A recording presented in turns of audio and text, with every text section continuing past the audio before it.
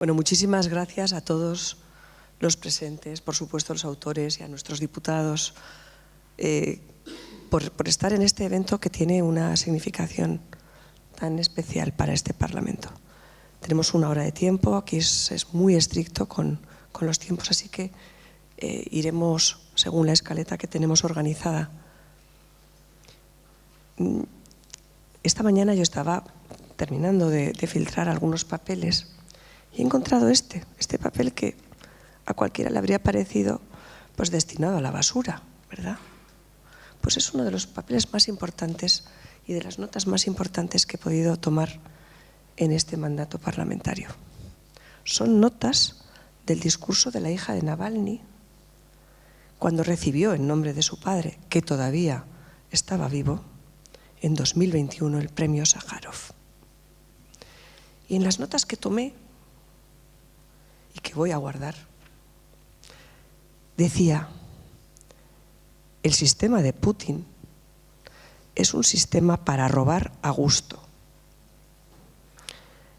La corrupción sale una y otra vez y atacan los derechos humanos y la democracia para robar a gusto, para tener poder y dinero sin límites. Creo que es interesante, ha salido por azar, pero a veces el azar marca un destino y ha aparecido en el día que íbamos a hablar de un libro muy importante. La segunda cosa que quiero decirles como introducción es que recientemente un filósofo español, Fernando Savater, en una conferencia indicó que la verdad es importante para la supervivencia. Y el ejemplo que puso, espero que no se olvide a ninguno de los alumnos que está hoy aquí. Él dijo: no es lo mismo bajar desde un 8º piso por las escaleras o por el ascensor que bajar tirándose por la ventana. La verdad es importante para la supervivencia personal, pero también de los sistemas democráticos. Y este libro precisamente habla de eso, habla de la verdad y habla de las mentiras organizadas, de la desinformación. La guerra desinformativa de Putin, desmintiendo las falacias sobre la invasión de Ucrania, es un excelente libro, una excelente aportación para todos los europeos. Y por eso estamos presentando hoy su edición en inglés, que es gratuita y a la que se puede acceder con el QR que presentamos aquí y que todos los diputados europeos van a tener entre hoy y mañana. Mejor mañana porque hoy hay mucha efervescencia en el Parlamento. Mejor que puedan sentarse a ver sus correos. El libro está editado por la Universidad Loyola y cuenta con un panel impresionante de autores. No vamos a citarlos todos, pero es una aportación realmente importante para entender qué sucede y cómo se pueden combatir las mentiras interesadas en el plano geoestratégico y cuál es una de las amenazas más graves que sufren los sistemas democráticos y ya muy específicamente lo que tiene que ver con las falacias del mundo de Putin y las novedades que hoy nos van a poder contar.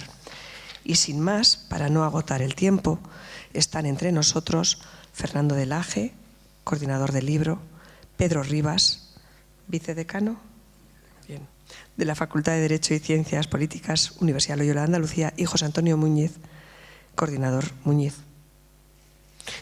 del libro, director del Departamento de Comunicación, director del Departamento de Estudios Internacionales de la Universidad Loyola Andalucía. Creo que es Pedro Rivas quien va a dar la introducción speech y después entraremos en las preguntas. Así que suya es la palabra. Buenas tardes. Pues antes de la breve conferencia, 10-11 minutos que voy a pronunciar en representación de todos los autores del libro, del que hablaremos en breve, quiero dar las gracias a todas las personas y a las instituciones que han hecho posible que estemos hoy aquí.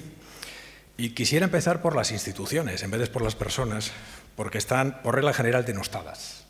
Y en mi nombre y en el de mis compañeros, damos las gracias a este Parlamento Europeo por abrir las puertas a los ciudadanos y por albergarnos. En los países no democráticos se desprecia la apertura y precisamente por eso merece muchísimo la pena reforzarla.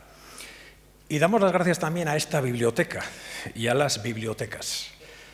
Pues como nos recordó a los letraheridos Irene Vallejo en El universo en un junco, no son rincones petrificados donde el tiempo y las palabras se detienen, sino territorios que cobijan innumerables voces. Ahora sí, ahora quisiera continuar con las personas y le damos las gracias a Maite Pagazaurtundúa y a todo su equipo. Carolina, Cristina, Andrea Mognac, que es la cara más joven, también merecen reconocimiento. Y ya dije en público hace unos meses en Madrid que Maite tiene dos virtudes laureadas por los clásicos y que escasean: prudencia y templanza. Y ahora añado otra: generosidad. Porque el libro en formato electrónico que hoy se presenta aquí ha sido posible por cortesía de su oficina en el Parlamento Europeo, que ha asumido buena parte de los costes, se ha encargado de las tareas logísticas sin pedir nada a cambio. E insisto en esto, sin pedir nada a cambio. Ahora que ha tomado la decisión, esperamos que reversible, de dejar la política, creo que debemos decir en público qué pensamos de ella. Qué mujer prudente, templada y generosa, amén de valiente, que es don de minorías, ha estado en esta casa. Y damos las gracias también a sus señorías que nos acompañan y al público en general, parte del cual es universitario, y estoy convencido que sin tardanza algunos recorrerán estos pasillos en calidad de servidor de los ciudadanos.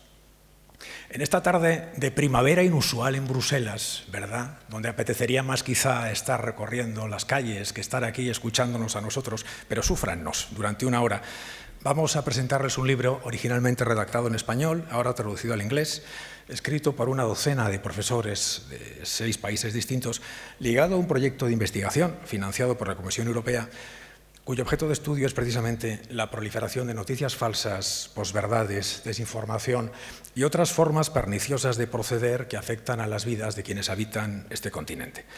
Yo no voy a hablarles de cómo se ha preparado la obra ni de los contenidos, pues de eso es muy probable que les abren después mejor que yo mis compañeros en la mesa redonda. Pero sí voy a hacerlo, porque es mi encomienda, de los principios que le inspiran, de las creencias que más o menos todos los autores compartimos. Y lo voy a hacer hablando alto, alto al modo de León Felipe. Contaba aquel poeta, muerto en el exilio en México, que el español habla alto, porque debió hablar a grito herido 3 veces en la historia. La primera fue cuando Rodrigo de Triana gritó tierra al avistar América. La segunda, cuando aquel estrafalario fantasma de la Mancha, Don Quijote, gritó justicia. La tercera se dio sobre la colina de Madrid en 1936, cuando el español gritó para prevenir a la majada que viene el lobo.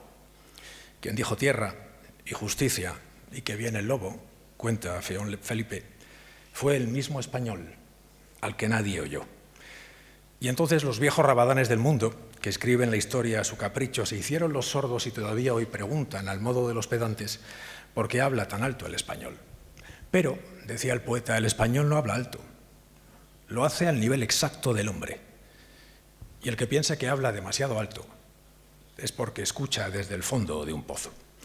Pues bien, por si acaso, yo voy a hablarles alto 5 siglos más tarde del grito de Rodrigo de Triana, de los principios que inspiran esta obra colectiva en este corazón de Europa, a la que hoy, 10 de abril de 2024, un puñado de regímenes quiere hacer naufragar.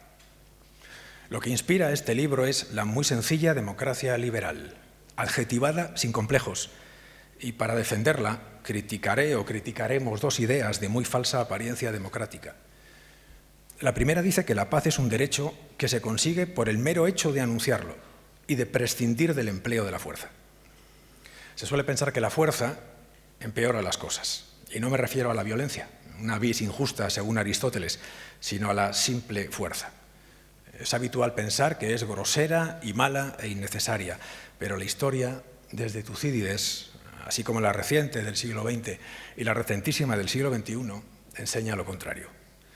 Nos dice que el empleo decidido de ella, o a veces la simple amenaza, puede frenar a los tiranos, puede advertirles de que se está dispuesto a combatirlos, incluso a un alto precio. Sin ella y sin su amenaza, Stalin habría llegado a París, tal y como hicieron los cosacos un siglo antes. El Tercer Reich se habría extendido hasta crear un orden internacional nacional socialista, tal y como parecía probable a mediados de 1941. Y sin ella, otro tirano del Este intentaría hoy llegar a Varsovia, a Bruselas o a París. La libertad y la paz dependen de la fuerza de las convicciones, y cualquier cesión ante un dictador es una invitación a otra exigencia. Este principio hay que conservarlo, profese el dictador a quien se combate, el credo o la religión que sea, da igual. Para quienes creen que la paz es un derecho inalienable obtenido de prescindir de la fuerza, la alternativa a la fuerza será siempre sin restricciones la negociación y el diálogo, confundiendo los dos términos como si fueran sinónimos. Pero esa interpretación hace que negociar sea el bálsamo de fierabrás que sirve para entender al otro, para situarse en su lugar, porque el otro, se diría, por el hecho de serlo, siempre tiene parte de razón, sea un hombre de paz, sea un canalla. De esta forma, plantean, mediante la cesión de buena fe de las partes se logra el acuerdo. Con este razonamiento se olvida que en política, como en la vida, la moralidad pura es narcisista e ineficaz. Y si la política es el arte de lo posible, hace falta dar respuestas morales a las congojas que se le presentan al ciudadano, pero también respuestas prácticas, pues de no hacerlo se perjudicará su vida. La segunda idea viene a decir que puede negarse la objetividad y la universalidad de ciertos principios sin que eso nos coloque a todos en la senda de la banalidad del mal. No obstante, si no se puede juzgar de manera objetiva porque todo es relativo, se banalizan, por ejemplo, el holocausto o el crimen. O aún peor, se vuelve relativo lo que le dé la gana a cualquiera y absoluto lo que le apetezca. Esta idea nos lleva a creer, casi siempre de buena fe, que se puede llegar a acuerdos con quienes violan el orden y los derechos más elementales, como la vida. Creer que es posible llegar a acuerdos con regímenes o personajes de este jaez es una versión renovada y empobrecida, a mi entender, de la clásica política de apaciguamiento que abundó en Europa a finales del primer tercio del siglo XX. El relativismo, que niega la universalidad y la objetividad, afirma que los valores se subordinan a las civilizaciones, que cada sociedad ha de seguir su propia senda y que no se puede juzgar desde fuera de una cultura a sus valores. Por tanto, no cabrían juicios metaculturales, que es lo que decía el marxismo. Por consiguiente, no se podría nunca juzgar a una dictadura. Todo este entramado se puede orquestar porque incluso en Occidente se desconfía de la democracia liberal. Y no hablo de una duda sana, que es razonable, sino de desconfianza de raíz. La democracia liberal como forma de gobierno suena a anacronismo, a injusticia, a arbitrariedad. Pero es sabido que la suelen detestar quienes rechazan el parlamentarismo y optan por la involución o por la revolución, que suelen coincidir. Es decir, la rechaza desdeñosamente cierta derecha autoritaria y cierta izquierda que sigue considerando que la democracia que conocemos es una retorcida emanación del pensamiento burgués. Cabría pensar, entonces, que la lucha contra el radicalismo en todas sus formas nace de una actitud arrogante y neoimperialista que es responsable en buena medida de aquel. Cabría pensar que la defensa de los derechos humanos, la división de poderes, la igualdad ante la ley o la igualdad de hombres y mujeres es un pernicioso vicio occidental y no un criterio universal que mejora la convivencia. Sin embargo, nada de esto es verdad.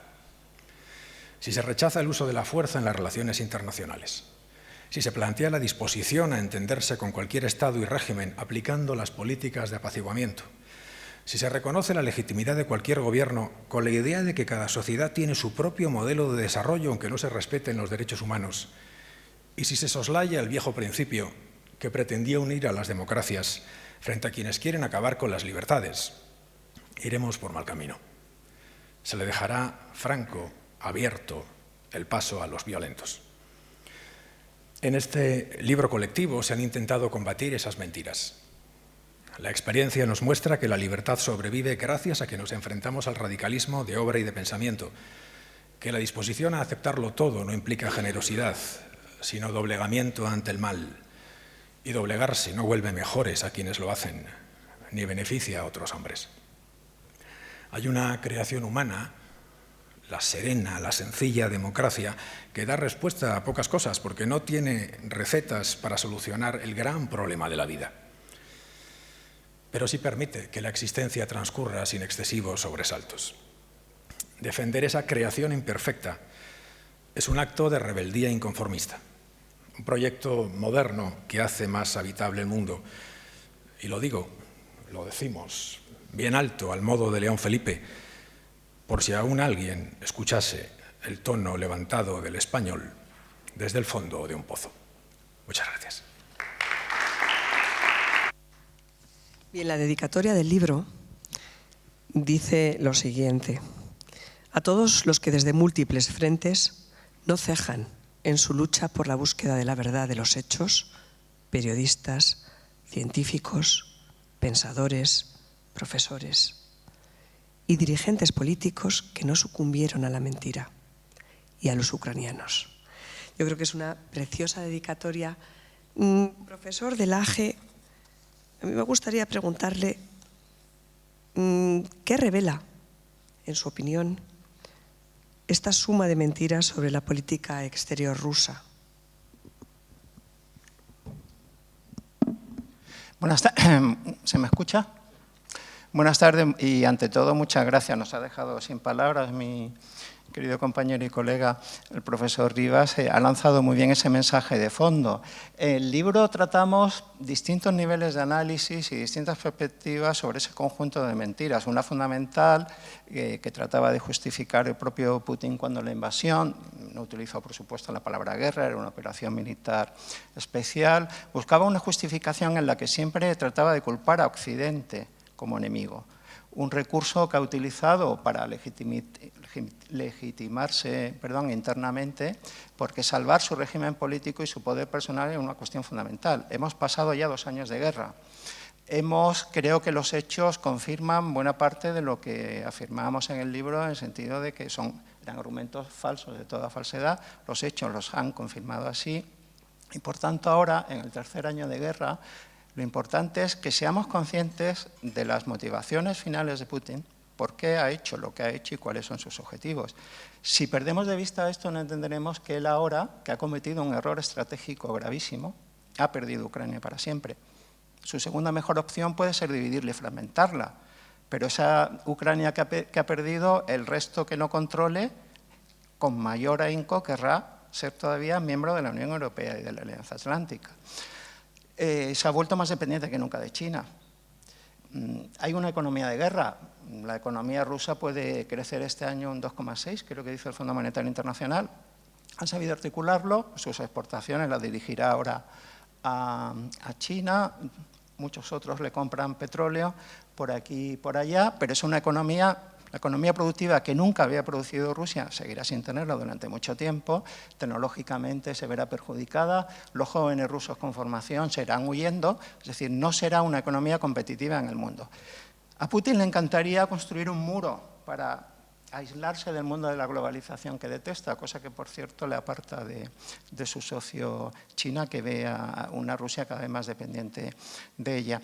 Pero al mismo tiempo lo que intenta, no quería solo neutralizar a Ucrania, que según Putin no existe y no tiene derecho a existir porque es Rusia, pero tenemos que ser conscientes de que esas mentiras él se las cree y que la invasión militar fue el resultado, era la última opción que le quedaba para no perder esas 2 obsesiones suyas. Una, la continuidad de su poder personal y segunda, la recuperación de Rusia con un estatus de gran potencia. Y para eso tiene, al percibir a la Unión Europea como una amenaza existencial, tiene que intentar desestabilizarla y ahí entran en juego sus campañas y tácticas de desinformación y romper al mismo tiempo de esa manera la relación transatlántica y un equilibrio de poder que no le gusta. Es decir, busca un orden que es incompatible con la Unión Europea y con la Alianza Atlántica. Y entender esas motivaciones es importante, creo, cuando juega con el paso del tiempo, con la pérdida de paciencia occidental y quizá con esa variable que todavía no conoceremos hasta el 4 o 5 de noviembre, no recuerdo la fecha exacta de las elecciones americanas, de quién será el próximo presidente. tenemos que mirar a más largo plazo y entender esa jugada suya de desempeñar un papel en el mundo, quizá como nuevo Congreso de Viena. Putin es un enamorado del concierto europeo porque le daría el estatus que quiere tener, sin ser conscientes de que, por ejemplo, su amigo chino no quiere que Rusia esté ahí porque pensaría que es cosa de dos. Pero esa motivación estructural tenemos que entender que no responde solo a esa impronta y esa identidad imperialista que Rusia no ha dejado de tener. El problema fundamental es que no ha concluido ese proceso de transformación de imperio en Estado-nación ordinario, cree que no es un Estado-nación más y por tanto tiene derecho a utilizar la fuerza contra un Estado soberano, violando las reglas que la misma Rusia había firmado, primero en la Carta de París, todavía en la Unión Soviética, el Acta Final de Helsinki y luego la Carta de París ya Rusia. Y ese juego, esa visión del mundo, creo que es muy importante que la entendamos porque es contradictoria e incompatible con los valores y principios básicos que constituyen Occidente en general y Europa en particular como comunidad política. Muchísimas gracias a esta primera pregunta. Al profesor Muñiz me gustaría preguntarle si, primero, ¿quiere añadir alguna cosa a lo que ha dicho el profesor de Lage? Y, en segundo lugar, ¿por qué es tan eficaz la desinformación? Bueno, pues quisiera subrayar las palabras de mi compañero Pedro, ¿no?, de agradecimiento y de gratitud absoluta, tanto personal como institucionalmente, a Maite, ¿no?, porque realmente nos abruma, ¿no?, con las posibilidades que nos ha dado de difusión y de producción del libro en inglés, en español, por tus generosísimas palabras en el prólogo, que fueron tremendamente inspiradoras, ¿no?, a todos los autores, no solo a los tres que estamos aquí, ¿no? La pregunta que me has hecho, ¿cuánto tiempo habría que tener para contestarla? Porque realmente es compleja, ¿no? Bueno, a ver, son muchos factores, ¿no? Empecemos por el periodismo, si queremos, ¿no? Es decir, ¿dónde está, cómo está, hacia dónde va el periodismo, el consumo de información como tal? Pues está como está, lo sabemos todos, ¿no? Hay un terreno que está dejando libre el periodismo y todo el terreno que deja libre el periodismo se ocupa por propaganda, ¿no? La desinformación, si no es en el 100, en el 99,9% de su realidad es propaganda, ¿no? Entonces hay un primer factor, ¿no? Esa propaganda que va copando el sitio que va dejando el periodismo que no consumimos, que no consumen sobre todo la población más joven, ¿no? Y como decía Berning, ¿no?, el padre de las relaciones públicas en su momento, pues la propaganda es el brazo ejecutor de ese gobierno invisible, ¿no? Por tanto, en primer lugar eso, detrás de esa desinformación que está ocupando el terreno, que está dejando libre voluntaria o involuntariamente el periodismo, el periodismo como industria, como acto de consumo, como acto de información de la ciudadanía, pues lo está ocupando esa propaganda que detrás está entre otros agentes, pues a quien tenemos entre manos hoy aquí, ¿no?, que es Putin, ¿no? Pero eso por un lado. A nivel, digamos, interno, desde el punto de vista individual o como personas, ¿no?, es que la desinformación aprovecha muy bien lo peor de nosotros. La desinformación aprovecha las grandes debilidades de nuestra psique, ¿no?, de nuestra psicología, ¿no? Y ahí pues podemos mencionar muchísimos factores, ¿no?, que se mezclan de manera diabólica entre ellos, ¿no?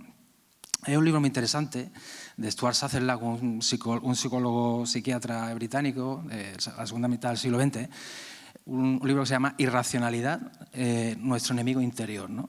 Y con mucha pena pues contradice a Aristóteles y entre otros diciendo que, que fundamentalmente el ser humano es irracional, ¿no? No arracional, sino irracional. Lo que significa es que, aun teniendo racionalidad, no la usamos y además no la usamos conscientemente, ¿no? Eso, la desinformación lo hace de maravilla, ¿no? Potenciar ese lado oscuro, ese lado irracional del ser humano, ¿no? Por ejemplo, la pereza mental, ¿no? Con este magma digital en el que nos desenvolvemos se puede hablar de pereza mental masiva, ¿no? Por ejemplo, la propia estructura del libro, que corresponde a conversaciones que se fueron escuchando en su momento en cuanto invadió Putin Ucrania en esta última fase, ¿no?, en 2022, ¿no? A raíz de conversaciones, ¿no?, que se escuchan, de falacias que en una frase pues despliega todo una cosmovisión de lo que está pasando, ¿no? En una frase, 8 o 10 palabras, ¿no? Esa frase es el título, parte del título de cada uno de los capítulos del libro. Claro, la falacia cabe en 8 o 10 palabras. ¿Cuánto hay que escribir para desmentir esa falacia? Pues 15 páginas. Eso ligado a lo que estaba hablando antes de la pereza mental. Con lo cual ya empezamos a ver el desequilibrio entre la desinformación y la información, ¿no? En cuanto a la metabolización de un cerebro, de una mente, en términos generales, perezosa, ¿no? Perezosa, por decirlo sucintamente, ¿no?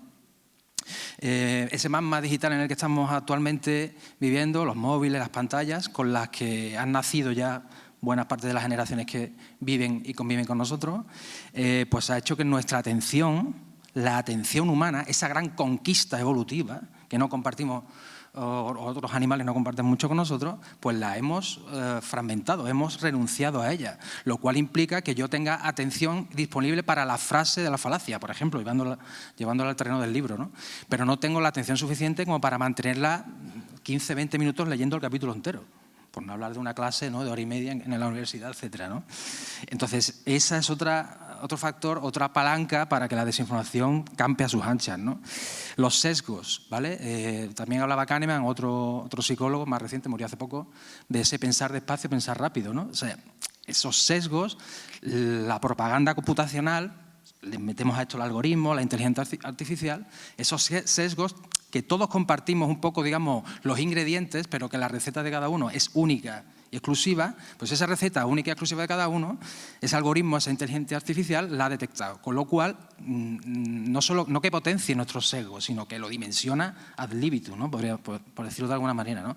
El sesgo de confirmación, eso ya lo sabemos todos. El sesgo de segregarismo, ¿no? Porque al final me confirma a mí mis creencias y al mismo tiempo dentro de un grupo donde esa cámara de eco me hace resonar lo que yo pienso y lo que piensa otro, ¿no? Esos compartimentos estancos, ¿no? Otro sesgo, el de Dunning-Kruger, por ejemplo, ¿no? Muy divertido ¿no? Todos nos creemos más listos que el resto, esa es la realidad. Y además se mezcla con que cuanto menos sabemos de algo, dicen Dunning y Kruger, dos psicólogos americanos, cuanto menos sabemos de algo, más nos creemos que sabemos de ese algo. Con lo cual es maravilloso, porque esto da... O sea, el torrente que se abre para el conspiracionismo es bestial, ¿no? Unido eso también al adanismo, ¿vale? Que también entronca, o sea, todo es un círculo vicioso, con ese descrédito de la autoridad. Tú ayer lo mencionábamos, ¿verdad? El descrédito de la autoridad, otro gran foco que la desinformación ataca continuamente, la autoridad del profesor, del científico, de la ciencia, del pensamiento científico en general. Claro, eso hace que, de alguna manera, el conspiracionismo se une al adanismo, otro gran pecado capital de la sociedad actual y sobre todo de las promociones de las generaciones más jóvenes, ¿no? Pensarse que somos los primeros en llegar a tierra, a ese Rodrigo de Triana, y pensar que somos los primeros, o que lo que había antes no valía para nada, yo llego aquí. Entonces, claro, eso da pie a que los canales te vendan otra realidad paralela, creyéndote primero que eres el más listo que el resto, porque has accedido a una información que nadie, ni siquiera los medios mainstream acceden, y que además tú sabes más de lo que crees, ¿no? En definitiva, pues eso, apela muy bien a nuestra amígdala, ya no a la emocionalidad, sino a la visceralidad, porque hablamos de... La desinformación sobre todo funciona apelando ¿a qué? Al miedo y a la ira, ¿de acuerdo? Y también a la risa, ¿vale? Porque aquí otra vez, otro círculo vicioso, el asunto del entretenimiento, ¿no? Esa atención fragmentada, ese desapego a la información, ese continuo consumo de entretenimiento, diría yo microentretenimiento, pues hace que pues, todo se convierta en un magma explosivo, ¿no? No sé si me enrolla un poco, ¿no? Pero bueno, muchas gracias. Nada, ha sido interesantísimo. Profesor Rivas, precisamente usted ha hablado de la banalidad del mal y para terminar esta parte general de lo que el libro nos apunta, es una manera retorcida de atacar la democracia, la búsqueda de todo eso, de todos los sesgos que generan polarización y, por tanto, la creencia de nuestros vecinos, de nosotros mismos, de que quien no piensa exactamente como nosotros es un enemigo. Pues voy a ser muy contundente, sí. Es una de las fórmulas que existen precisamente para poner estos regímenes blandos en el que somos muy tolerantes, que admitimos la diferencia, que amamos lo diverso, precisamente por esa misma naturaleza liberal, son muy penetrables, son muy maleables, se acepta lo distinto y en ese mundo distinto también puede venir ese virus que inocula la ruptura de lo que tenemos en común. Cuando Putin apela frecuentemente a la endeblez de nuestras democracias, al relativismo, incide precisamente en una de las debilidades de la democracia, que es un exceso de relativismo. Cuando Putin apela precisamente a que las democracias no tienen capacidades para afrontar las dificultades, efectivamente, porque aquí mismo estamos en un foro de debate, de discusión, de diálogo, admitiríamos que alguien pensara distinto y no pasaría nada en absoluto, se aprovechan precisamente de no la debilidad intrínseca de la democracia, sino un factor que tiene una doble lectura. Porque aceptamos lo distinto, somos fuertes, porque aceptamos lo distinto, al mismo tiempo podemos ser débiles. El amor nos hace poderosos y el amor nos hace muy débiles al mismo tiempo, ¿verdad?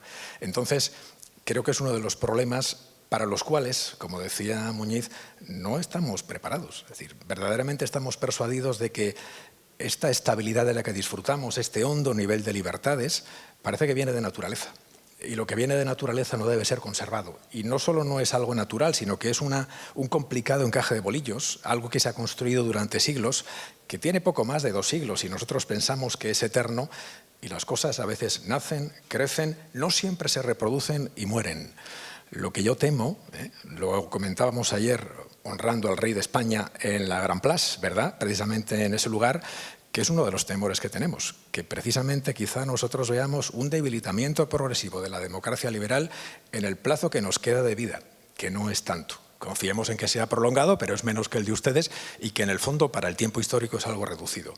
No es que temamos los tanques, que también, sino tememos la incapacidad de defender los valores esenciales que la democracia tiene. Y esa es una de las grandes pegas para la convivencia que yo veo.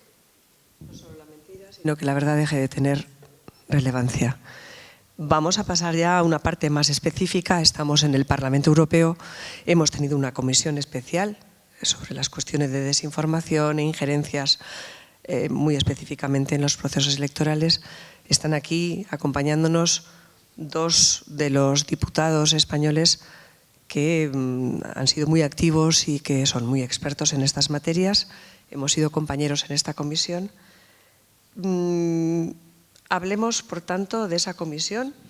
Y yo creo que el Parlamento en conjunto ha hecho una aportación muy significativa, porque una de las realidades a las que nos hemos despertado ha sido la realidad de la desinformación. Y no solamente estamos hablando de Putin y Ucrania, cuando realmente la desinformación en los conflictos empieza a actuar como el canario en la mina, ¿no? Es decir, por delante echamos la desinformación, decimos que Ucrania es un régimen nazi, decimos que realmente no estamos invadiendo Ucrania, sino que estamos luchando contra la OTAN. Conseguimos persuadir a algunos para que digan que, en fin, Moscú es la tercera Roma porque es el gran depositario de la defensa de los valores cristianos y de la cristiandad, y ya tenemos organizado lo que tenemos organizado. Pero también es verdad que lo vimos en la pandemia. Resulta que todos ustedes y nosotros, por el hecho de estar vacunados, llevamos un microchip y no nos hemos dado cuenta. Bueno, y eso ha circulado con bastante éxito. Yo quiero recordar que el Vaticano tuvo que salir a desmentir que administrarse la vacuna atentara contra algún principio moral reconocido en la religión, porque había unos componentes derivados de tejido embrionario humano. Y el Vaticano tuvo que salir a desmentirlo y decir que cualquier católico no solamente podía o se debía vacunar siguiendo las recomendaciones de las autoridades sanitarias. Claro, hemos hecho, mejor dicho, tenemos una matriz cultural que hace difícil luchar contra la desinformación, que abre unas brechas culturales por las que la desinformación, el pensamiento conspiranoico funciona. Tenemos una matriz cultural que se ha impuesto en la política, que se impone en nuestra concepción de la pedagogía, pues basada en el éxito que ha tenido en Europa y en el mundo occidental en general las filosofías de la deconstrucción, las filosofías de la sospecha. Yo recuerdo que un filósofo como Foucault muere de SIDA diciendo que el SIDA es una conspiración de los poderosos para controlar a la población mundial y que no es más que un relato para que estemos sometidos, ¿no? Efectivamente, él murió de SIDA negando la evidencia científica de lo que eso suponía, ¿no? Y por otra parte es verdad que hemos probablemente ido demasiado lejos en la consideración de la democracia como un mecanismo puramente procedimental, incluso entendiendo que un sistema democrático es incompatible con el mantenimiento de verdades. No digo verdades absolutas, que me parece una reiteración, sino de verdades, ¿no? Y de ahí pues que ya no se hable tanto de discursos, sino que la clave sea el relato. Pero en la política también, el relato. El storytelling. Y cuando estamos hablando de la importancia del storytelling, y a los políticos nos preocupa mucho hacer una historia muy acabada, pues estamos hablando de componentes que no necesariamente tienen que ser especialmente rigurosos, pero que tienen que ser coherentes y que tienen que dar un resultado que no demuestra nada, pero que explica todo. Y yo creo que este es el problema que tenemos que afrontar. Y de ahí pasamos a considerar como opiniones lo que son hechos incontrovertibles y a considerar que hechos incontrovertibles son simplemente opiniones, como aquello de, en fin, ¿cuál es la capital de Italia? Pues Florencia. Dice, no, la capital de Italia es Roma. Dice, bueno, esa será tu opinión, ¿no? No, esto no funciona así y no puede funcionar así, ¿no? Y nos hemos encontrado con una manifestación muy cualificada de esta desinformación en el ámbito de Putin, pero tenemos mucha desinformación, digamos, endógena, que está rompiendo la opinión pública, que está quebrando el espacio opinativo, y la democracia es un régimen de opinión pública, por muy diversas crisis, ¿no? Y fundamentalmente por la fragmentación que produce el impacto de lo digital, ¿eh?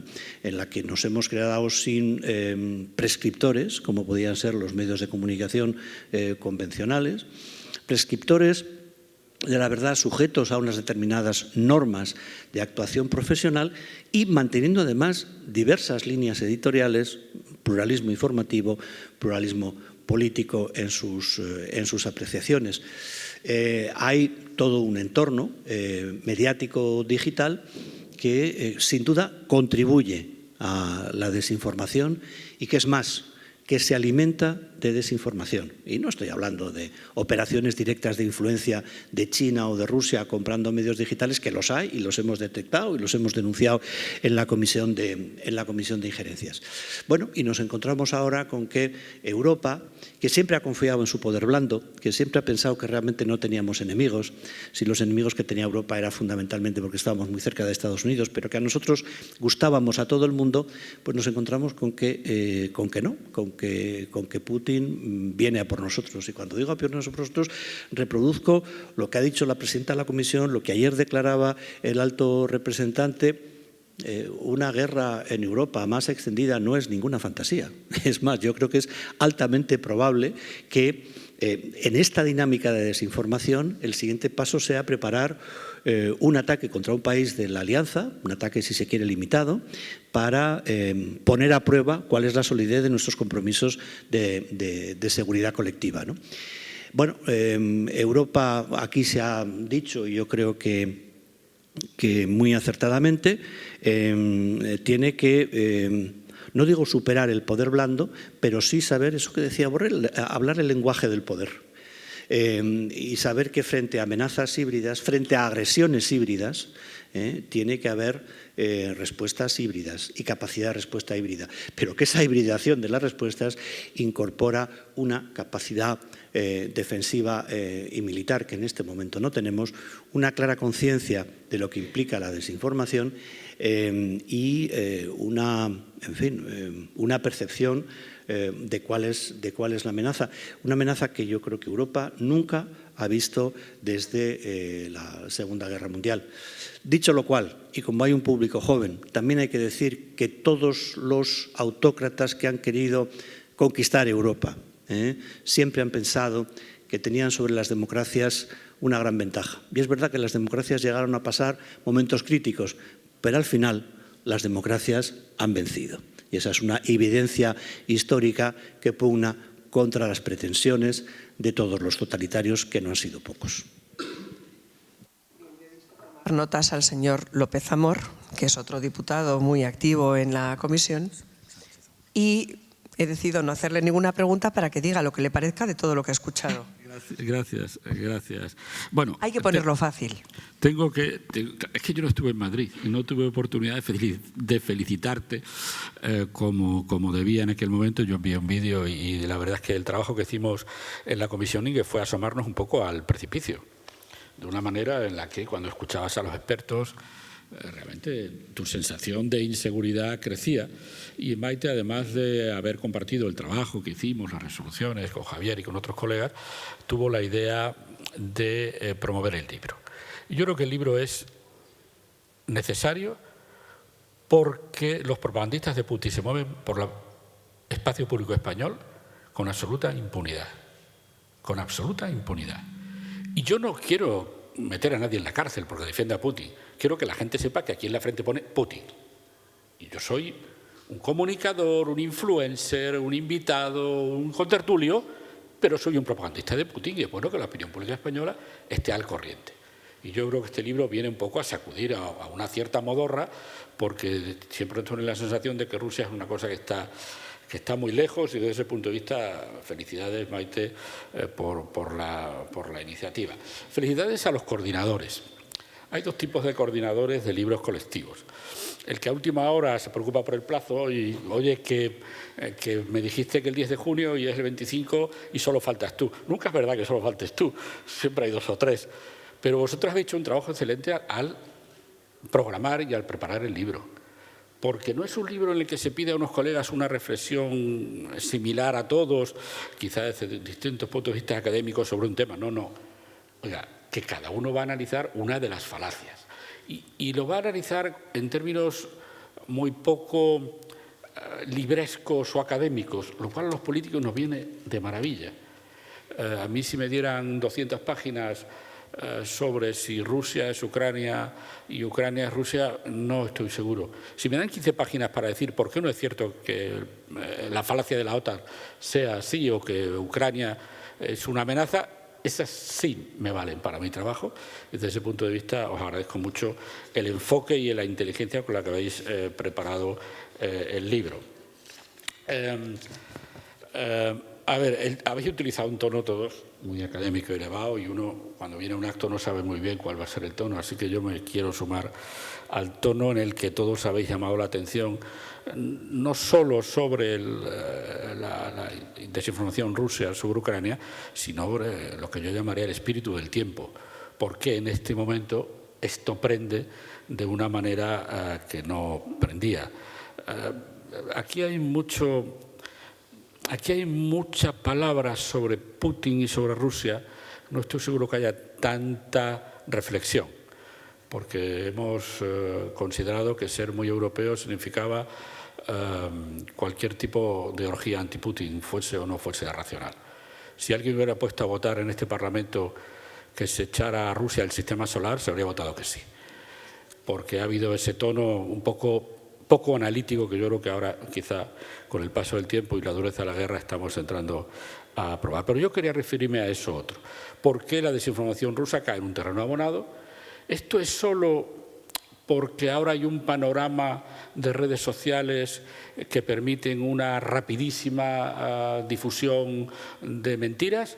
¿Es solo eso? ¿Esto es algo que ha acelerado un proceso que estaba ya ahí, ese magma que algunos habéis hablado? Bueno, yo creo que hay un cierto espíritu del tiempo y estamos otra vez, como en muchos momentos de la historia de Occidente, en una fase de irracionalismo. No solo de irracionalidad, que tú decías. No, esta es una fase de irracionalismo, como vivió Occidente ya en algunos momentos del siglo XIX. El anticientifismo.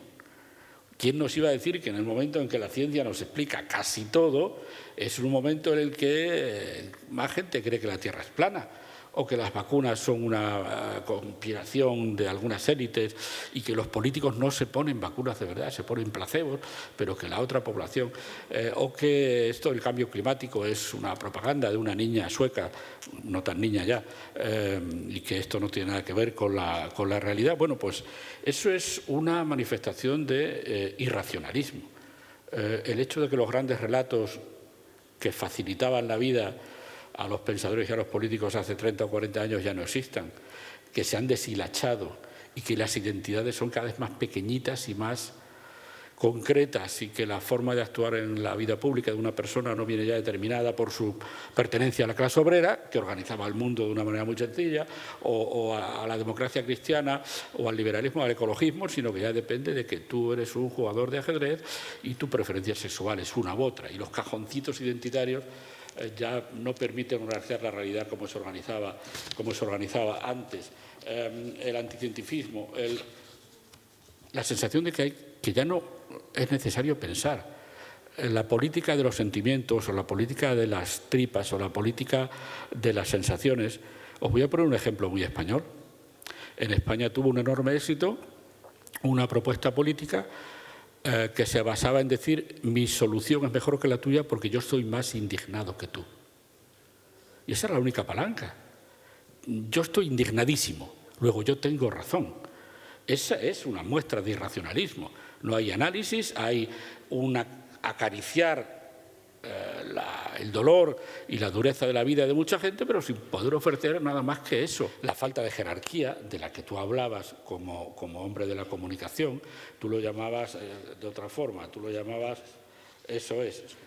Claro, antes la comunicación se hacía con personas que sabían hacer comunicación y un periodista como Javier se informaba, contrastaba, tenía varias fuentes y al final nos transmitía una información. Ahora vale igual el tuit de un farraguas que se llama influencer que el trabajo de periodistas serios informándonos de cosas. O que se nos haga pasar por información inocente, y voy a ser duro en el ambiente de la izquierda del que me muevo, en que personas como Assange hayan sido utilizadas por servicios de información rusos para hacer pasar los correos de la señora Clinton, que no eran mentira, eran correos de verdad, y acusar de que eso provino de un joven que había sido asesinado en una calle de Washington. No. Así. Enhorabuena por el libro, enhorabuena por la iniciativa de Maite, enhorabuena por el enfoque y yo creo que es una contribución importante para una cierta claridad en la vida pública española que nos está haciendo mucha falta. Gracias. Pues antes de pasar al último bloque de preguntas, que va a ser muy sintético, he de decir a los presentes que esta Comisión Especial de Desinformación, en la que había miembros que venían de la Comisión de Asuntos Internacionales, como es el caso de Nacho, o algunos que veníamos de la Comisión de Libertades Civiles, como es el caso de Javier o de mí misma, tuvimos que redactar 3 informes, porque en el tiempo que estábamos trabajando ocurrió un escándalo, el Qatargate. No estamos hablando de atacar a las democracias solo con tanques, no estamos hablando de atacarlas a través de nuestros cerebros, desde los teléfonos móviles, con desinformación, sino también de injerencia, también de cooptación, también de compra. Y precisamente en eso también algunos países se han destacado. En el caso del Qatargate, la sospecha, todavía no tenemos todos los datos, pero hay sospechas de Qatar, hay sospechas de Marruecos, y en esto acabamos ya de terminar con una nueva política de seguridad interior del Parlamento para evitar cooptaciones, injerencias, este tipo de cosas, cuando nos salió una espía rusa, supuestamente, Tchanoka, que por lo visto llevaba, es diputada, llevaba unos 13 años actuando como agente del FSB ruso. Y que en el caso de su parte de acción en España, su relación directa y muy implicada era con los secesionistas catalanes, tanto de Esquerra como de Junts, con los herederos, los testaferros del mundo terrorista de ETA, como con el bloque nacionalista gallego, los secesionistas gallegos. Eso en lo que se refiere a la división de sus amigos españoles. Por supuesto, era mucho más activa en el mundo báltico. Y yo quiero preguntarles a todos ustedes, pero van a ser muy breves, empezando por el profesor Delage, sobre los caballos de Troya, los nuevos caballos de Troya y por qué están ustedes planteándose el realizar un nuevo libro. Caballos de Troya, yo creo que mi colega Muñiz sería más adecuado para responder. Sobre la posibilidad o la discusión que estamos planteando de no una segunda parte del libro, pero esas falacias ya están demostradas. Estamos ahora en una nueva fase. Podemos pensar que la actuación es irracional, pero hay un fanatismo ideológico detrás de un movimiento de este señor, y en esta nueva fase que se abre la guerra, que puede ser muy larga, tenemos que estar preparados para ello. Hay que identificar qué escenario se abre. Vuelvo a insistir en esa variable que creo que va a ser muy esencial. Los caballos, hay una manada. Hay una manada y la cuestión será identificarlos, ¿no? Hay que desconfiar de los griegos cuando llevan regalos, ¿no? Esa es la divisa máxima. Pero sí tener, en fin, los ojos y los oídos muy atentos a lo que va a pasar. Creo que efectivamente las elecciones en los Estados Unidos, yo no sé si van a cambiar las cosas demasiado, porque al final el problema, evidentemente una cuestión es Biden, otra será Trump, pero el problema es la debilidad de una administración americana. Claro, uno se imagina a Biden encima como pato cojo. Realmente la tentación y la debilidad siempre es tentadora. La debilidad de la administración americana pues puede llevar a Trump a embarcarse en nuevas aventuras. Yo creo que vamos a asistir con las elecciones americanas, con las propias elecciones europeas, pero con las propias elecciones americanas, a un incremento y una intensificación de la estrategia de desinformación, y por tanto eso significará que todos los caballos de Troya se pongan a trotar, así que habrá que estar muy atentos. Pues muchas gracias porque se ha sometido al tiempo. Señor López Amor, este es el desafío.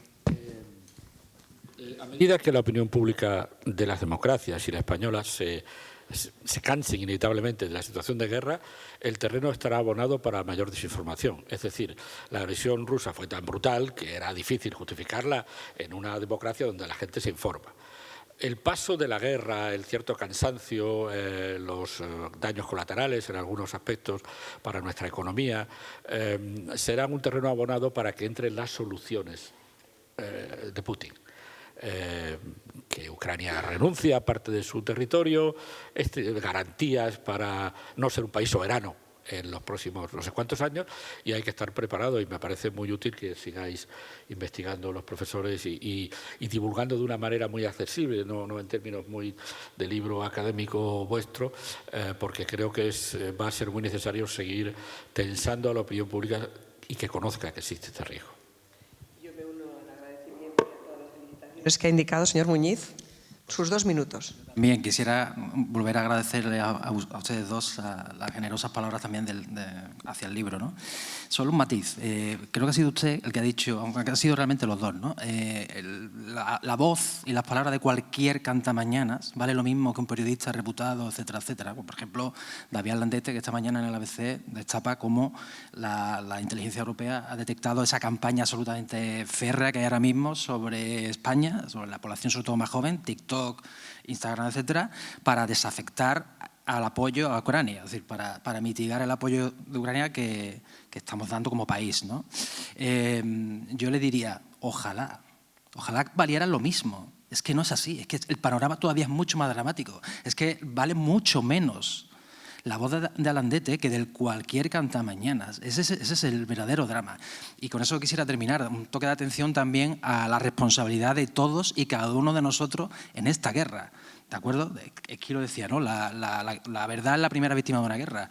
Detrás de una mentira, lo que había era una guerra.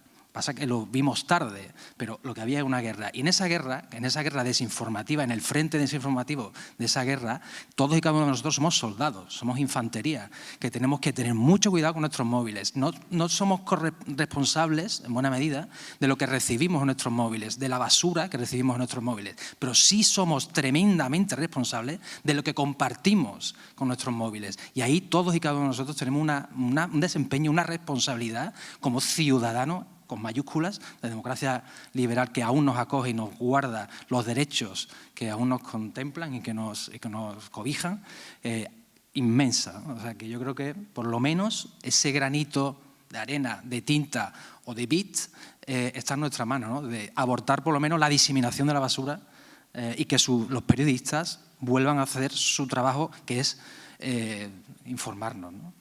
Profesor Rivas. El KGB destinaba el 80% de su presupuesto a desinformación. El FSB viene haciendo exactamente lo mismo y el GRU, Inteligencia Militar, hace algo parecido. Los caballos de Troya, que fue la pregunta que hizo usted al comienzo, están en los sindicatos, están en los partidos políticos, están en los medios de comunicación, están en los llamados proxies, los apoderados, están en las universidades también. Llegan incluso desconcertantes currículos de profesores que son claramente gente que está ligada con la inteligencia rusa, que bueno, pues está en condiciones de dar clase porque tienen brillantes currículos. Y en realidad los procedimientos no han variado lo más mínimo. Lo que ha variado es el nivel quizá de credibilidad del ciudadano. En tiempos del KGB lo importante no era el sabotaje, el terrorismo, el secuestro o matar, era la desinformación porque es una forma de hacer la guerra, es una medida activa.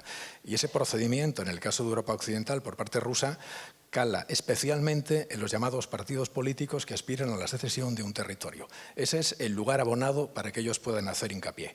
En el caso de España tenemos unos cuantos ejemplos que usted mencionó también al comienzo. Hay un problema con el que yo quisiera cerrar esta intervención.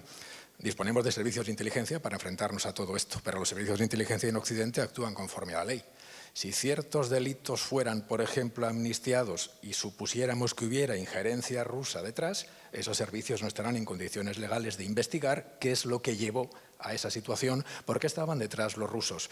Esa cuestión legal también nos debilitaría. No obstante, soy también, como decía el señor Zarzalejos, optimista a pesar de las cosas que estamos contando. Bien, yo quiero decirles a todos los presentes que muchísimas gracias por la atención, a todos los participantes por las brillantes alocuciones, y a los más jóvenes les diría que el desistimiento no es una opción, que efectivamente nuestras democracias están amenazadas y que cada uno de nosotros somos un pilar con nuestro teléfono móvil de esas democracias, para bien o para mal. Y en cuanto al optimismo, yo también soy optimista. Putin intentó ganar sin dar batalla, chantaje psicológico con las tropas alrededor de las fronteras en pura estrategia Sun Tzu, que es ganar la batalla sin haberla tenido que librar por el elemento del miedo. No le salió bien. Intentó el asalto a Kiev en 4 días. No le salió bien. Afortunadamente, la información dentro del sistema no era muy objetiva. Y la desinformación del primer momento le falló. La opinión pública internacional, en el primer momento que era decisivo, estuvo a favor de la libertad de los ucranianos.